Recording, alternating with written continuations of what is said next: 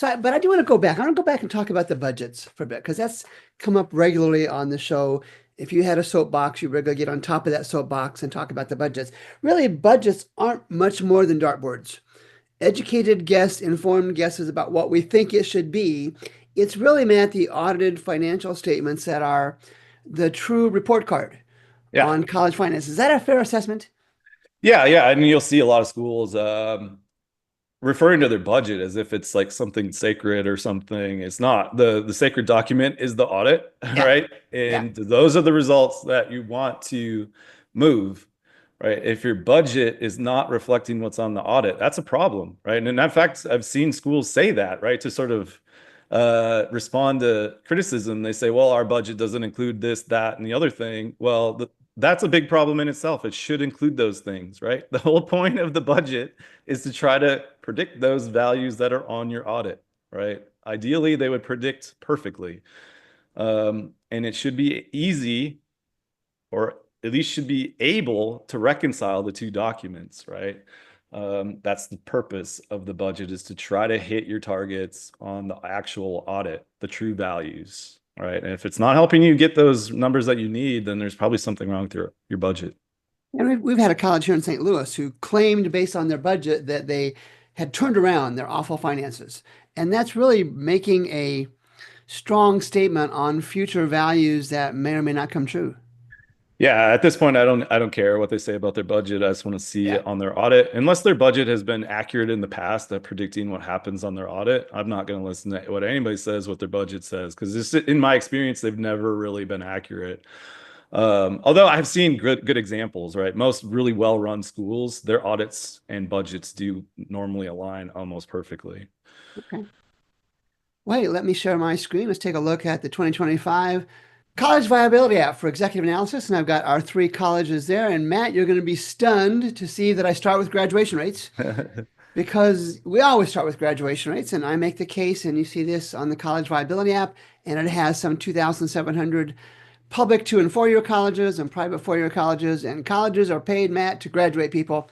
And interesting, I'm going to start with Rider because we just spent quite a bit of time talking about Rider finances, but yet they do a better job than most in graduating over half their students. And you've heard my threshold before. If you can't graduate more than 50% of your students, you're not much more than a coin toss college. Well, Rider consistently does that. And the concerning part about that is they're doing something really, really well, graduating students, that more than half of colleges don't graduate them in 4 years or less. And yet they continue to have what I would characterize as chronic financial problems. We look at Everett, and they haven't really even touched 40% once in the last 8 years. They're not, they're borderline 30% kind of graduation rate. I make the case that colleges that can't even graduate 40% of their students aren't much more than tuition collection agencies because they're not graduating students. And Jessup is in the ballpark. We'll give them credit for that. They're in the ballpark for graduating students. Let's take a look at undergrad enrollment because, again, that's a leading indicator. Although all the media stories focus on enrollment numbers, that's really just a secondary indicator. It's the tuition and fee revenue that comes from that. And we can see that Everett has been able to grow their enrollment, interestingly, over the last 8 reported years. And yet their finances, as we'll talk about here when we wrap things up in a minute, their finances, not good. We can see Rider has dropped about 20% enrollment over the last 8 years. And Jessup, a couple handfuls per student. And again, when we look at them, most colleges have had a decreasing undergrad enrollment over the last 8 reported years. A quick look at the graduate enrollment. And Everett has started some graduate programs, probably late to the game.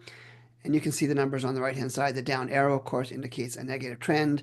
And these are for the years 2016 to 2023, the last reported data.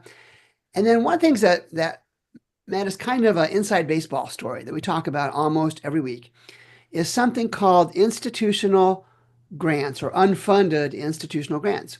And these are what most folks recognize as merit aid, most scholarships, and they are unfunded. So it's different. The Matt Hendricks accounting scholarship, where Matt donates $1 million to Tulsa University, that's funded. And they use, that university uses the earnings from that to pay for scholarships. The unfunded is simply a discount. And we talk about that regularly. We're going to continue to talk about that regularly because this is revenue that colleges forego. And there's nothing wrong with that. They're welcome to do that. It certainly is a reflection of the market that colleges have to discount tuition to get students to enroll. But we can see in each of our three colleges today that over the last 8 reported years, each has had substantial increases in unfunded institutional grants, merit aid, scholarships, whatever you want to call them. They're welcome to do that. That's good for the students. I had a student reporter on yesterday looking at the college she was going to. It was in great financial shape. And I was explaining this to her, and she was unaware that that's what colleges do. And I shared the same story with her. They're welcome to do that. It's great for the students, for sure, but it's not always great for the colleges themselves. And then I want to go down and I want to look at tuition fees because this is kind of a secondary reflection of what Matt just talked about. And look at Ryder. They were at 98 million in 2016 in collected tuition fee revenue. They're down $27 million to 71 million in 2023. Clearly, one can make the diagnosis, financial diagnosis, they're facing intense pressure on tuition prices, and they're having to discount those prices, so the revenue is down lots. Interesting, Everett is up, not quite a million, about 800,000 per year, give or take.